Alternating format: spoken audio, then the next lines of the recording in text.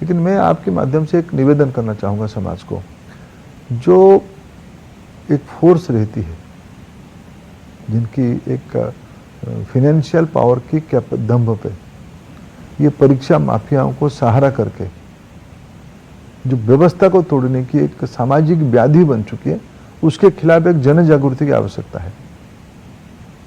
सामाजिक व्याधि ये हो चुकी है, सोशल एविल हो चुका है ये, कि मेरे बच्चे की गुणवत्ता हो ना हो, मैं उसको जेने तेने प्रकार ने डॉक्टर पढ़ाऊंगा। ये जो उस व्यक्ति की, उस तथाकथित अभिभावक की एक ग्रीड है, ये व्यवस्था को तोड़ देता है।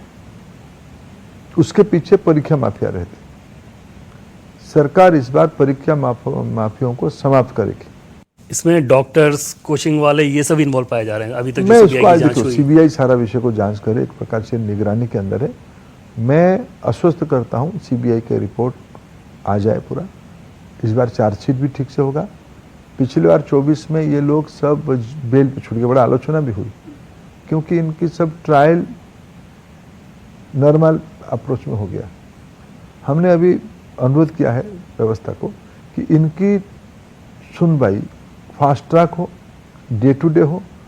ये सब गुनहगारों, उन पापियों को एग्जाम्पलरी दंड मिलनी चाहिए, तब समाज में व्यवस्था को तोड़ने की हिम्मत नहीं होगी किसी को। बिल्कुल, जैसे इलेक्शन के, बंगाली इलेक्शन के दरमियान हमने सुना था कि उल्टा लटका के सीधा करना जो बीजेपी का एक स्लोगन था। आपको लगता है कि सख्त कार्रवाई जरूरत है ऐसे मामलों में? सख्त कार्रवाई जरूरत है। ये सामाजिक व्याधि को कैसे मुक्ति उससे पाएंगे? जो विद्यार्थी की कैपेसिटी नहीं, वो भी डॉक्टर बनना चाहता है, किस आधार पर? पढ़ाई के आधार पर तो बन नहीं पाएगा। वो शॉर्टकट रूट ढूंढता है, वो शॉर्टकट रूट व्यवस्था तोड़ता है। एक दूसरा मामला आया सीबीएसई को लेके, उनके क्लास 12 के इवेल्युएशन को लेके। वो जो सिस्टम बनाया गया, जिस कंपनी को काम दिया गया, उसमें बहुत सारे ग्लिचेज आए। हालांकि पहली बार उस तरह की तकनीक का इस्तेमाल किया गया है बड़े पैमाने पे। उस समस्या को आप कैसे देख रहे हैं? देखिए, वहाँ 3 दिन के लिए ग्लिच हुई।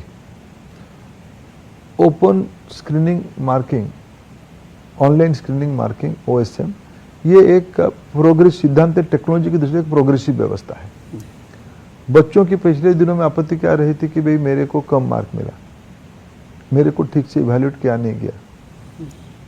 इसको ट्रांसपेरेंट करने के लिए उसकी स्कैन्ड पेपर पे एक डिवीजन से, एक जोन से छोड़ के दूसरे जोन, ये भी जोन बायसनेस भी रहता था, दूसरे जोन को मेंबर को, जिसे फेसलेस ट्रांजैक्शन होती है इनकम टैक्स की, ऐसे उसको दूसरे जोन पे भेज के, डिजिटली उसको भेज के ऑन स्क्रीन मार्किंग करवाया गया।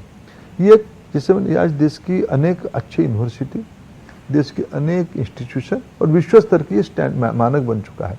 ये सीबीएसई इस दिशा में पहल किया सुधार के लिए, स्टूडेंट्स फ्रेंडलीनेस के लिए। लेकिन इसमें 2 गड़बड़ी हुई। 2 गड़बड़ी क्या हुई? इसकी अब पुराने दिनों में भी, जो पिछले साल तक जो मैनुअल मार्किंग पे भी विद्यार्थी जब कहता था कि मैं इसको रीअसेस करना चाहूँगा, रीवैल्यूएट करना चाहूँगा, तो वहाँ उसको डिजिटली उसको कॉपी दिया जाता था, उसकी कुछ मूल्य होती थी। फिर उसको कहता था कि मेरे को ये सब्जेक्ट में ये 4 प्रश्न को रिवैल्यूएट करना है। फिर उसमें एक मूल्य भरता था, उसको डिजिटली वो उसको आइडेंटिफाई करता था, उसको फिर रीचेकिंग करके उसको बताया जाता था तुम ज़्यादा नंबर रखे या कम नंबर रखे, या जो था वही रहा, इसको बताया जाता था। ये डिजिटली पहले भी होता था। इस बार सिर्फ